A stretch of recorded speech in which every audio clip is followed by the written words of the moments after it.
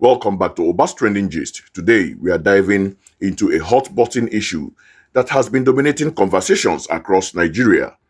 The allocation infrastructure project. Specifically, we are looking at the controversial spotlight on Lagos State. Recent reports, like the one from Daily Trust, highlighted a staggering 2.9 trillion spent on projects in Lagos, while the presidency responded by outlining its equitable share of projects across the nation. Many noted that Lagos seemed conspicuously absent from this broader explanation. This has begged the question: is the distribution of these vital projects fair? And why does Lagos appear to receive a disproportionate share? Is it truly an equitable spread, or are certain regions being sidelined? Let's hear what Daniel Bwala had to say on Arise News Daybreak. So sit back and take a watch. All right, fantastic. Thank you so much for that. Now, because our time is fast spent, very quickly, I like that you touched on projects, infrastructural projects specifically, because the past 3 days, infrastructural projects and equity of distribution of projects across the country has been top of conversation. Now, the Daily Trust, of course, had done the expose over the weekend where they relayed the 2.9 trillion that had been spent on projects in Lagos State.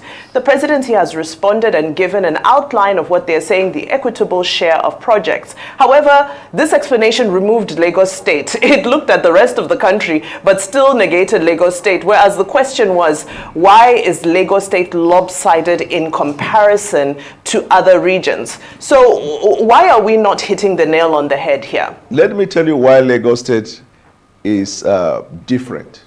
Lagos State is a no man's land. In the last election, the president who comes from the southwest did not win Lagos. That tells you the cosmopolitan nature of Lagos State. Secondly, the richest man in Africa is a northerner.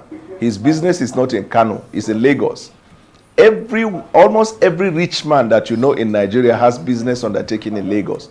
And the Nigerian people are represented in Lagos. You go to Lagos, if not because probably majority of the people are Yoruba speaking, you will wonder whether Lagos indeed is from the southwest. London has but does this negate the fact that other regions also want to have their own hubs? Let me land. London has more investment than the entire states in England put together. New York has infrastructure, all investment, more than all the states of more than the rest of the states in the United States, including California.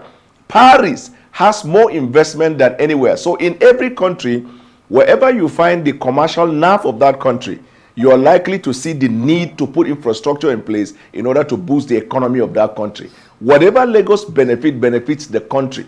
So the idea that you put more in Lagos than in other states of the federation should be put into proper context. Lagos is a no man's land. Lagos is the hub of Nigeria. Lagos is the pride of the country. Lagos is the beacon of economic growth of the country. That was Daniel Bwala on Arise News, offering a compelling perspective on why Lagos State stands out in this infrastructural debate. His core argument is that Lagos isn't just another state. It's a no man's land, a cosmopolitan hub that serves the entire nation. He backed this up with several key points. 1. Political diversity.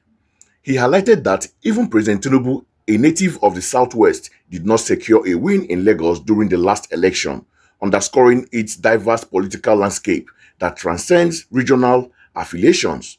Secondly is economic powerhouse. Bwala emphasized Lagos as the undisputed economic nerve center. He noted that Africa's wealthiest man, a northerner, bases his primary business operation in Lagos, not his hometown. This, he argued, is a common trend, with almost every rich Nigerian having significant business undertaken in the state. The next is national representation. He posited that Lagos is truly representative of all Nigerians. While a majority might be Yoruba-speaking, the sheer diversity of its inhabitants makes it a melting point, almost making one question its southwest origin. Global parallel. To further illustrate his point, Bwala draws comparison to global cities like London, New York, even mentioning California and Paris, stating that these major cities often attract more investments than entire region or multiple states combined within their respective countries. National benefits. Ultimately, he concluded that Any investment in Lagos ultimately benefits the entire country because of its pivotal role in Nigeria's economic growth and as a beacon of commerce. Bwala's points certainly illuminate Lagos' unique position, painting it as an indispensable economic engine and a truly cosmopolitan city. However, calling Lagos no man's land might be a double-edged sword. While it effectively highlights the state's incredible diversity and national appeal, does it inadvertently dismiss the historical and cultural claim of its indigenous people or the legitimate aspiration of other regions for development? The argument that whatever Lagos benefits the country is undeniably true to some extent, given its commercial significance. But here's the critical take. In a country grappling with widespread underdevelopment and regional disparities, should all infrastructure investment be so heavily concentrated in one nerve center? Even if it yields high economic returns, what about fostering equitable growth and development in other states, which could also become secondary to tertiary economic hubs if given proper attention and investment? The lack of development in other regions often fuel rural-urban migration, putting even more strain on already overstretched infrastructure in cities like Lagos. Moreover, if we look at the news sticker in the video, which claims Tinubu 2025 revenue target achieved early, economy stabilized, it prompts a crucial question.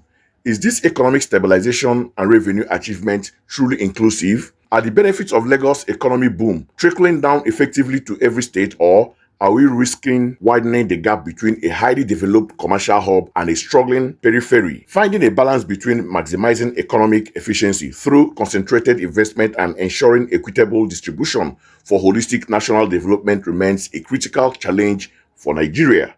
So, is Lagos truly a no man's land that deserves a larger slice of the national infrastructure pie, or should the focus shift to more equitable distribution to unlock the potential of all regions? We want to hear your thoughts. Drop your comments below, share this video, and don't forget to subscribe to Obas Trending Gist for more in-depth discussions. Until next time, stay informed.